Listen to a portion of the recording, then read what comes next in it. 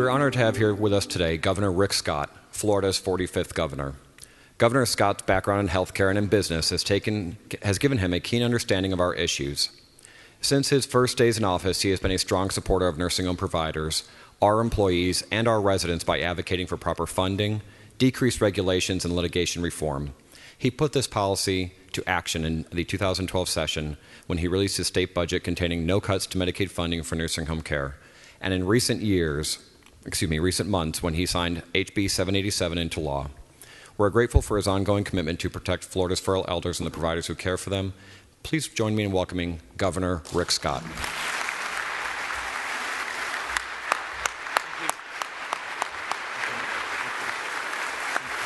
Thank you very much. Please have a seat.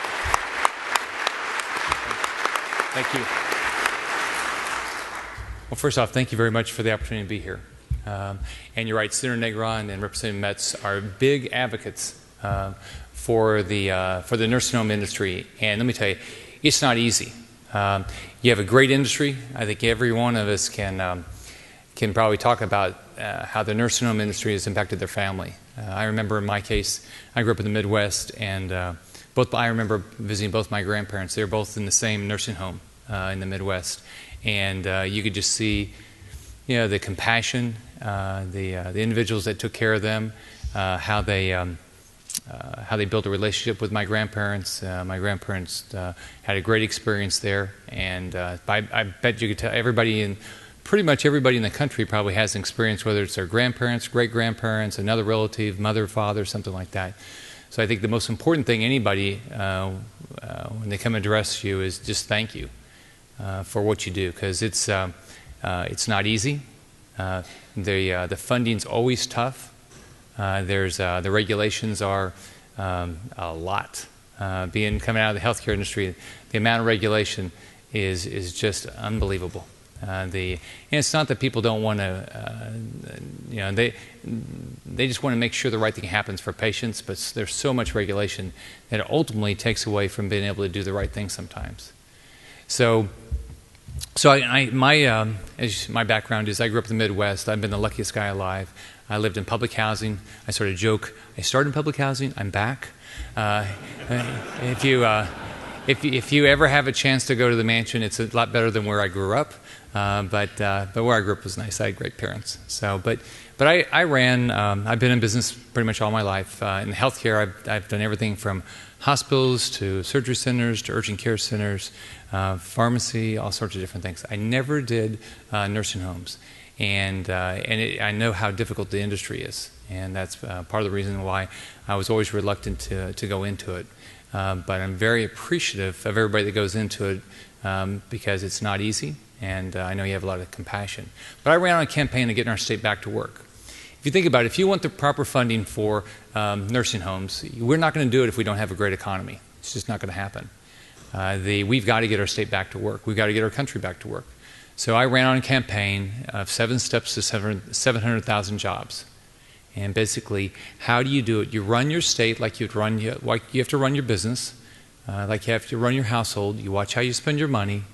You don't waste your money. You keep your costs as low as you can. You provide a great service. And you focus on how you, in the case of if we want more jobs, how do you make sure business people in the state do well?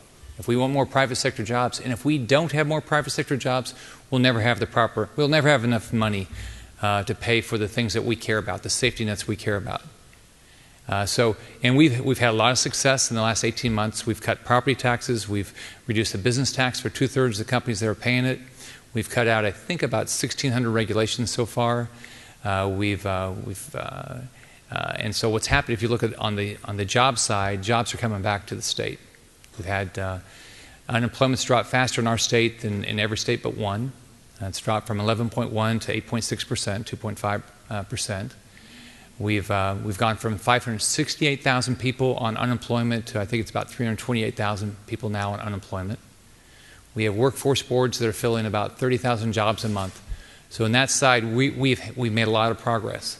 Our state revenues are up, so we're heading in the right direction.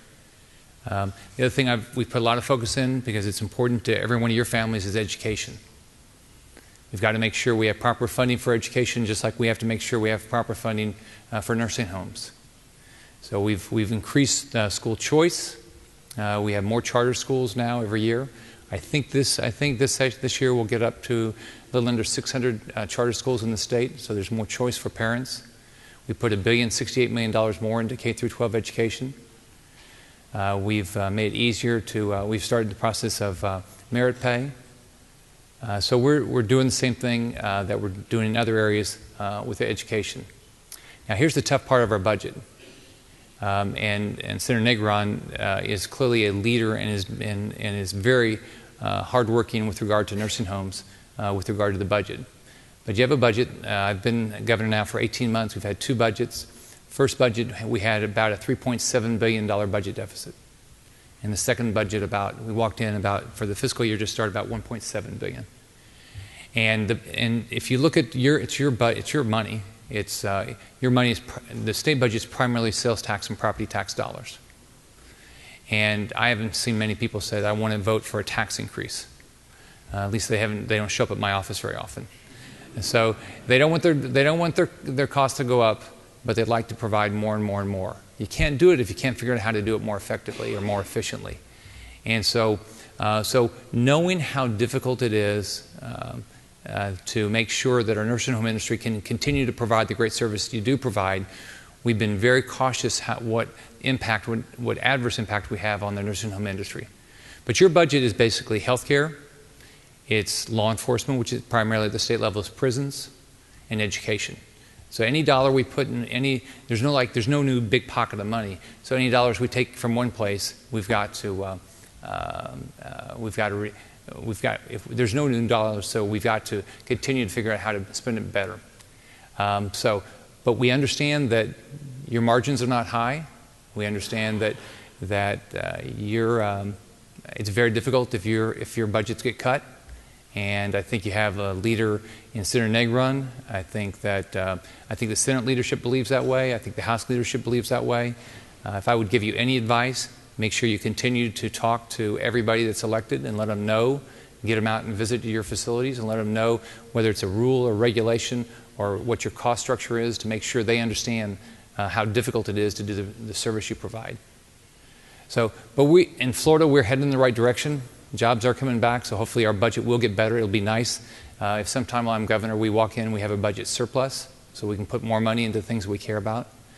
But that's what we're doing, and we're going to continue to focus on making sure we do the right thing for the nursing home industry, because I know you're doing the right thing for our parents, grandparents, and other relatives. You have great leadership in Tallahassee. You have individuals that show up. They get around, talk to individuals about your industry. But if I would give you any advice, every one of you ought to come. If during session, especially you get up there and talk to people, let them know, tell them your stories. When I was in the hospital business, I went to D.C. probably, I guess, at least twice a month, and I just went up to say, this is what's happening to the industry. When you pass this rule or regulation, this is how it impacts patient care, which is what I cared about, and I know that's what you care about. So what I just want to tell you is, I think Representative Metz and Senator Negron and I would say the same thing. You are doing a great job. You're doing a great job for patients. We're going to do everything we can to make sure you have proper funding, knowing that budgets are going to be tight. And hopefully, if we've done the right thing and our economy gets better, then it'll get easier going forward. But we will not forget how important your industry is and how important it is to make sure you have the right funding. So let me just finish by thanking everybody for what you're doing, because I'm sure that in the years to come, I'll have more and more family and friends that are taken care of by you, and I want to make sure you can continue to do a great job. Thank you very much for the opportunity to be here. Have a great day. Bye-bye.